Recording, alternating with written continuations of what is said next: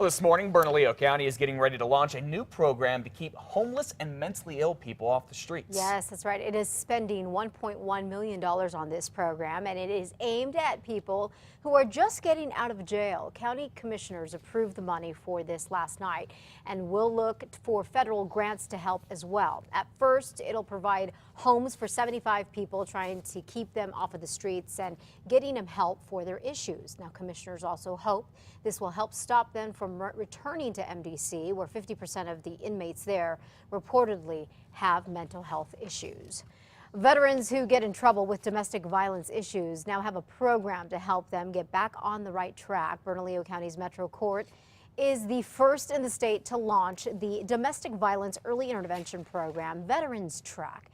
It's for veterans facing their first domestic violence charges, and it'll help them to connect them to mentors and community treatment programs. Look for more on this program later today right here on News 13. 5:33 now. The ACLU, the American Civil Liberties Union, says it wants to see the Albuquerque Police Department's undercover video of the protests from last weekend. Remember, we keep telling you we've spotted an undercover officer at the protest with a camera pointed at demonstrators. The ACLU says unless the department had evidence of a crime being committed, APD had no right to gather information on protesters. The ACLU has now filed a public records request to see the surveillance video. Police called the protest a safety concern because other protests recently have gotten out of control. And all of these protests, particularly the one right here at the mayor's office, have the city increasing security there.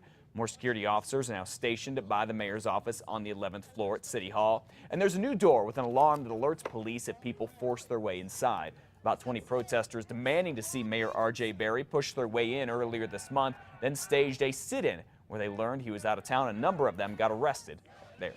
The autopsy results are out on the victim of one of APD's controversial deadly shootings. Alfred Redwine was shot in the chest, stomach, and arm back in March. The autopsy shows that he had more than 3 times the legal limit of alcohol in his system. Now, police had gone to his apartment near 60th and Central. Some believe this cell phone video shows Redwine moving his hand up toward his head when an officer shot and killed him. But APD has said that Redwine had a gun and shot first, but they never are saying where Redwine was aiming. The officer who shot Redwine and 3 other officers were placed on leave after the shooting. A New Mexico corrections officer is out of a job this morning. He is accused of killing 2 people in a drunk driving crash.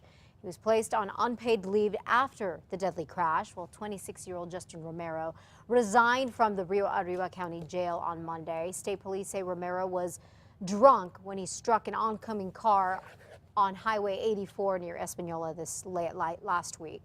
The 2 people inside that car both died. Romero is facing vehicular homicide charges and DWI charges for the crash. Well, it has been a huge political issue the past few years, what to do with kids here in New Mexico who are behind when it comes to reading. Experts are now saying the real problem for these kids starts way before school, before kindergarten, even before preschool.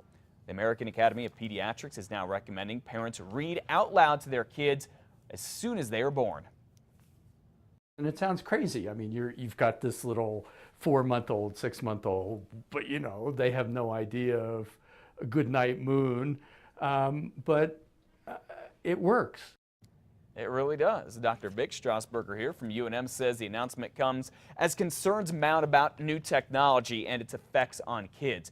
Pediatricians suggest keeping kids away from screens, including TVs, iPads, cell phones, until they are at least 2 years old. A former student is suing the Albuquerque Public School District for an arrest when he was just 12 years old. In 2007, Quentin Scott attended Grant Middle School. He was handcuffed and arrested after officials say he tried selling a small blade from a pencil sharpener.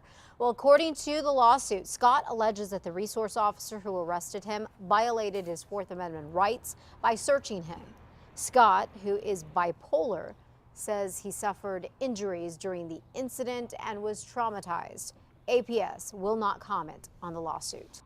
All right, when you think of rodeos, you don't normally think of Los Alamos, but this isn't your average rodeo. The 8th annual Robot Rodeo with Los Alamos and Sandia Labs is an advanced skill test for police, military, and more that all use hazardous duty robots. It puts the robots and their operators in simulated real life or death situations to see if they can safely defuse what would be bombs and other threats. The competitors for this are coming from not around the country, but around the world to take advantage of a rare opportunity. Well, the scenarios that they put together here, they really put our training at a much higher level. It's incredibly valuable.